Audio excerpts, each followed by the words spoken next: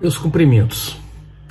Eu estou aqui para falar com vocês de alguns fatos, alguns interessantes, outros não necessariamente muito alegres ou agradáveis.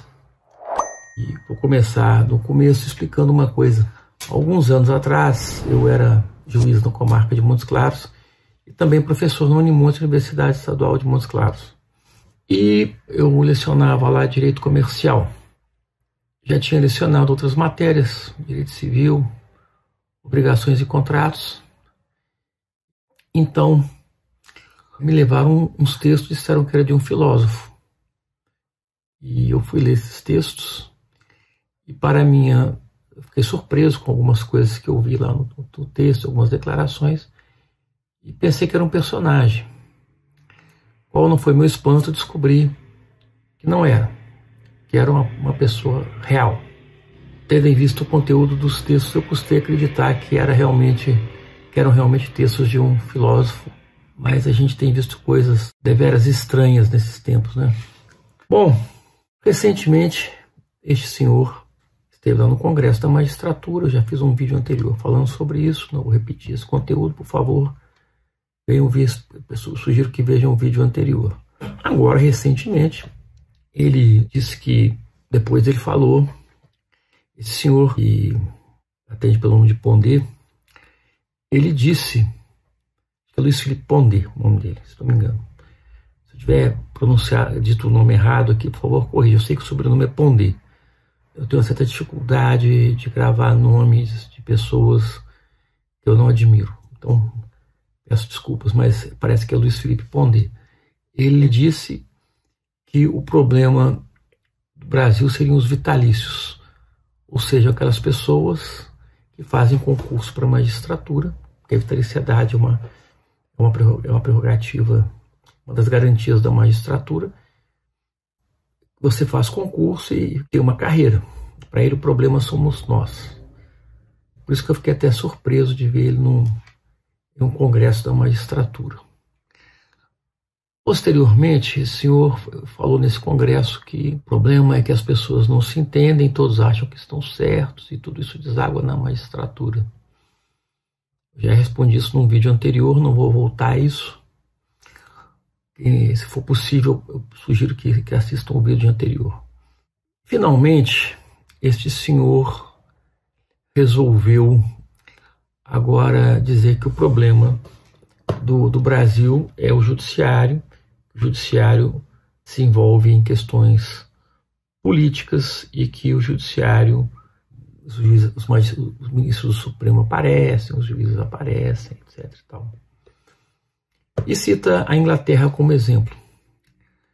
Olha, senhor Pondé, o senhor naturalmente deveria saber, e outros, que a Inglaterra é uma monarquia parlamentarista. Isso advém desde a época da Revolução Gloriosa, na época do rei Jaime, e evidentemente foi uma forma de temperar e resolver a questão da monarquia absolutista.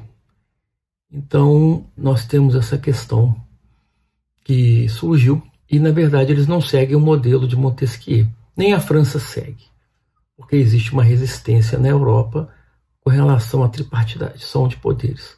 Montesquieu foi juiz e ele percebeu, então, que essa tripartidação dos poderes tornava o Estado mais democrático. Deixa eu dizer uma coisa importante.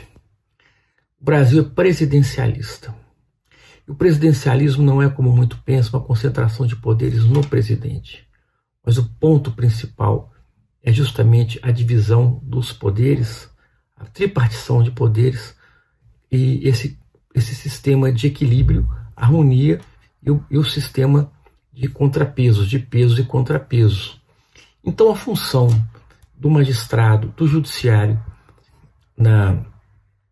no presidencialismo no Brasil, nos Estados Unidos, não se limita a resolver questões ligadas a disputas entre particulares, mas também de trazer equilíbrio entre as ações dos outros poderes. Daí é porque o judiciário pode declarar constitucionalidade ou inconstitucionalidade de leis, de ações, de desrespeito aos direitos fundamentais, políticas públicas que não correspondam aos direitos fundamentais, e talvez esse senhor não consiga entender isso. Existem, é claro, aqui no Brasil, aqueles que defendem que o judiciário teria apenas uma função, baseada em Carré de Malbec, por exemplo, mas acontece que na democracia, segundo alguns outros filósofos, por exemplo, Habermas, não existe possibilidade, entende, de garantia dos direitos fundamentais, que são a base da democracia, sem essa garantia. Essa garantia vem do equilíbrio entre os poderes e do poder judiciário. Para Habermas, por exemplo, ele tem lá o que ele chama de discurso de fundamentação, que a base seria a construção da norma pelos próprios destinatários da norma, mas tem também, ainda segundo Habermas, o discurso de aplicação, que legitima a ação do Poder Judiciário, já que os membros do Poder Judiciário ingressam normalmente por concurso, ressalvada a questão do quinto, que eu não vou tratar aqui agora. Mas seja como for, o Judiciário, então, ele decide questões relativas a essa aplicação, fundamentando qual a lei deve, ou qual norma, ou qual sistema normativo deve ser aplicado no caso. Então ele enfrenta, sim, questões políticas. O que o magistrado não faz, nem pode fazer, é a política partidária. O que nenhum de nós faz e nem nos é dado fazer, e nem eu tenho vontade de fazer. Entendeu? Então esse senhor está enganado. E ao comparar a Inglaterra com o Brasil, ele está comparando dois sistemas políticos e jurídicos completamente diferentes, comparando uma monarquia parlamentarista com um presidencialismo republicano, ignorando que lá o judiciário não é um poder, mas parte do funcionalismo público, como outro qualquer. Então é uma atividade funcional. Por isso é que nós não podemos concordar que o judiciário seja uma função, que o legislativo seja uma função, ou que o executivo no Brasil seja uma função. Eles são emanações de um poder, e emanação de um poder é poder. É o poder em exercício, na prática, e poder é poder. Então é por isso que existe isso. Eu estou tentando simplificar, é claro. A própria lei de introdução ao direito do Brasil diz que o juiz não pode se recusar, assim como a Constituição, de decidir quando a questão é colocada sob sua égide. Mesmo que não haja norma a respeito, ele deverá agir de acordo com os princípios gerais de direito e com os costumes, com equidade, e por aí afora. Então existe uma série de formas para que ele possa decidir o que ele não pode deixar de decidir. E muito menos pode o magistrado, por questão de se tratar de uma situação que é vista por uma ótica política, partidária, deixar de decidi-la sobre a ótica da juridicidade. Como já mencionei aqui, não se discute se você é a favor ou contra drogas, discute se o artigo de lei é constitucional ou não, se ele é recepcionado ou não pela Constituição.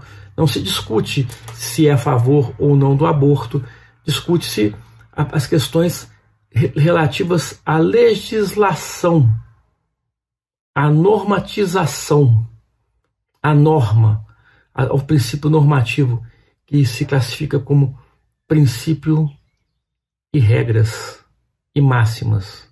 Essa é a forma de ver. Acho que o senhor Pondé ignorou tudo isso, ignorou que a Inglaterra é a Inglaterra, o Brasil é o Brasil, os Estados Unidos é os Estados Unidos. Então, portanto, são questões diferentes.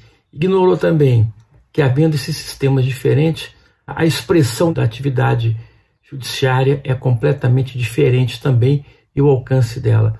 E no sistema presidencialista, o alcance do poder judiciário é muito maior do que no parlamentarismo, com o devido respeito àqueles que pensam diferentemente de nós.